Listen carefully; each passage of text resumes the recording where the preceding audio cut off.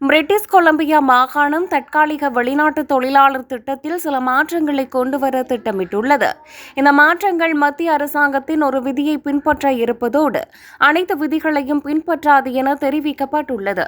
இதன்படி கிராமப்புற தொழில் வழங்குநர்கள் தங்களின் தற்போதைய வெளிநாட்டு தொழிலாளர்களை மேலும் 1 வருடத்திற்கு பணியில் வைத்திருக்கலாம். அவர்கள் வழக்கமான 10% வரம்பை தாண்டினாலும் இது பொருந்தும். இது வெளிநாட்டு தொழிலாளர்கள் தேவையாக உள்ள வணிகங்களுக்கு உதவும். இருப்பினும் தொழில் வழங்குநர்கள் இந்த வரம்பை 15% உயர்த்துவதை பிரிட்டிஷ் கொலம்பியா அனுமதிக்காது. குறித்த தெரிவை ஏற்க வேண்டாம் என அரசாங்கம் முடிவு செய்துள்ளது. இந்த நிலையில் இந்த திட்டத்தில் பல சிக்கல்கள் இருப்பதாக அமைச்சர் ஜெஸ்ஸி சன்னர் தெரிவித்துள்ளார். மூடப்பட்ட அனுமதிகளை கொண்ட தொழிலாளர்கள் நியாயமற்ற முறையில் நடத்தப்படலாம் என அவர் கூறினார். எனவே தொழிலாளர்களை பாதுகாக்க மாற்றங்கள் தேவை என அரசாங்கம் கூறுகிறது.